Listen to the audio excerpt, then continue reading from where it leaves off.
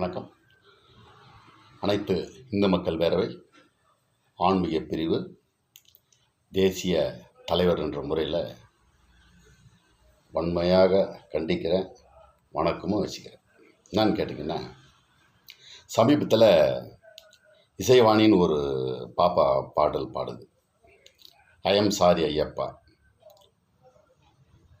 இந்த மாதிரி பாடுது, கொச்சைப்படுத்தி பாடுது. அந்த பாப்பா ஏற்கனவே திருமணம் ஆகும்போது இந்து கலாச்சாரத்தோட இந்து தர்மத்தோட திருமணம் நடக்குது, எல்லாம் பண்ணுது. இப்போ இந்த மாதிரி ஐயப்பனுடைய பாடலை பாடி கொச்சைப்படுத்துது. இதை நான் வன்மையாக கண்டிக்கிறேன். இது இவங்களுக்கெல்லாம் இதே வேலையான்னு தெரியல. ஏற்கனவே ஒரு கருப்பர் கூட்டம் அந்த மாதிரி தெரிஞ்சுது. அதுக்கப்புறம் ஒரு பாப்பா நான் அடம் பண்ணி நான் ஐயப்பன் கோயிலுக்கு போய் ஆகணும்னு பண்ணுது. இப்போ இந்த பொண்ணு ஆரம்பிச்சுக்குது.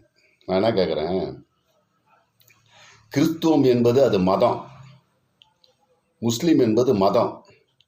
ஆனால் இந்து மதம் இல்லை, சமயம். நல்லா புரிஞ்சுக்கணும், சமயம். அப்படி இருக்கும்போது நாங்கள் நீங்கள் வாங்க வரோன்னு சொல்லலையே. தமிழ்நாட்டில் எவ்வளோ ஐயப்பன் கோயிலுக்கு அங்கே போக வேண்டியது தானே.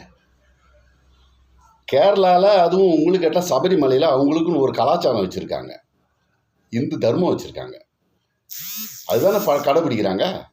பாரத பிரதமர் இந்திரா காந்தி அம்மையாரே இத்தனைக்கும் அவங்க வயதானவங்க நாட்டினுடைய பிரதமராக இருக்கும்போது ஹெலிகாப்டரில் இறங்கி போய் சாமி தரிசனம் பண்ணணுன்னாங்க. அதுக்காக போடப்பட்டது தான் இன்றைக்கி இப்போ இருக்கிற நம்பியார் மண்டபம். அந்த இடம் தான் ஹெலிகாப்டர் இறங்கி அங்கேருந்து சாமி கும்பிட போகணுன்னாங்க. அப்போ அவங்க என்ன சொன்னாங்க தெரியுங்களா? கேரளா அரசு, நீங்கள் பிரதமராக கூட இருங்க நாட்டில், ஆனால் எங்களுடைய கலாச்சாரம் பம்பையிலேருந்து நீராடி அங்கேருந்து நடந்து தான் வரணும்னு சொல்லிட்டு வச்சாங்க. டோலியோனா வாங்கினாங்க. நாட்டின் பிரதமருக்கே அவங்க போட்ட சட்டம் அது. ஏன்னா அவங்களுடைய வகுத்த வழி, அவங்க பாரம்பரியம், அவங்க பண்பாடு, கலாச்சாரம். அதை இழிவுபடுத்துறீங்க. இங்கே இருக்கிற ஆன்மீகத்தில் இருக்கிறவங்க எவ்வளோ பேர் இருக்காங்க, மடாதிபதி இருக்காங்க, அவங்க எல்லாம் இருக்கிறாங்க. என்னதான் என் கேள்வி கேட்டீங்க? பொறுப்பு மட்டும் வாங்கக்கூடாதுங்க. பொறுப்பு வாங்கக்கூடாது. பொறுப்பு வாங்கினா அதுக்கேற்ற மாதிரி பாதுகாப்பு பொறுப்பு இருந்தால் கூட பதில் சொல்லணும். நீங்களாம் மனுஷங்களே தெரியல எனக்கு. இந்து உடைய தர்மத்தையும் கெடுக்கிறாங்க. இதுக்கு வன்மையாக நீங்கள் கண்டிக்க மாட்டேன்றீங்க. நம்ம இந்து மதம்னு சொல்லலை, இந்து சமயம் தான் சொல்கிறோம். முதல்ல புரிஞ்சுக்கணும். இந்த மாதிரி பாட்டு பாடி ரொம்ப கேவலப்படுத்திக்கின்னு நான் தாடிக்காரன் பேத்தி. ஏமா நீ தாடிக்காரன் எப்படின்னு தான் தெரியுமா உங்களுக்கு? முதல்ல தாடிக்காரன் வீட்டில் பெரிய பெரிய ஃபோட்டோ வச்சு பண்ணி சொத்தை பாதுகாக்கிறதுக்கு வளர்த்த பொண்ணையே கல்யாணம் பண்ணான். அப்படி கேடுகட்ட தாடிக்கார பேத்தி நீ. அப்போ நீ எப்படி இருப்ப நீ? வன்மையாக கண்டிக்கிறேன், நல்லா புரிஞ்சுக்கங்க. அதனுடைய கலாச்சாரம், பண்பாடு, ஐயப்ப பக்தர்களை புண்படுத்துகிற மாதிரி பேசாதீங்க. பல 100 ஆண்டுகளாக ஒரு கடைப்பிடிச்சிங்க வர்றது நீங்கள் வருஷம் எதனா ஒன்று கலெக்ட் நிற்பீங்களா? டேய், அவ்வளோதான். இதோ அதுக்கப்புறம் பேசுறது யாருமே பேசக்கூடாது. வன்மையாக கண்டிக்கிறேன். அனைத்து இந்து மக்கள் பேரவை ஆன்மீக பிரிவு தேசிய தலைவர் என்ற முறையில் வன்மையை எச்சரிக்கிறேன். இதோடு நிப்பாட்டிடுங்க.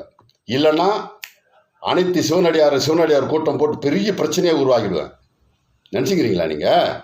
யாரும் கேட்கறதுக்கு ஆள் இல்லை, நாதி இல்லைன்னா நீ போய் சர்ச்சு போய் அதை கிண்டல் பண்ணி பேச, தர்காவை பற்றி கிண்டல் பண்ணி பேச பார்க்கலாம். ஆனால் வந்துடுறீங்க, எல்லாம் இந்து சமயத்திலேயே வரீங்க. நாங்கள் இந்து மதம் சொல்ல, இந்து சமயம் தான் சொல்கிறோம். அதே வரீங்க. தயவுசெய்து சொல்கிறேன் மக்களே, இதுக்கெல்லாம் நான் பொறுக்க மாட்டேன். ஏன்னு கேட்டால், ஏற்கனவே இந்து மதத்தையோ இந்து சமயத்தையோ யாராவது புண்படுத்துகிற மாதிரி ஏதாவது வெளியிட்டாலோ பேசினாலோ இதுக்கு சுப்ரீம் கோர்ட்டே ஆர்டர் கொடுத்துருக்குறாங்க. அது சட்டம் தெரியாமல் பேசாதீங்க, தயவுசெய்து சொல்கிறேன். நன்றி, வணக்கம். சென்னை சேர்ந்த பிரம்மஸ்ரீ ரவிசாமி புவனகிரி சித்தர். சிவாய நமோம், சிவாய சிவோம், சிவாய சிவோம்.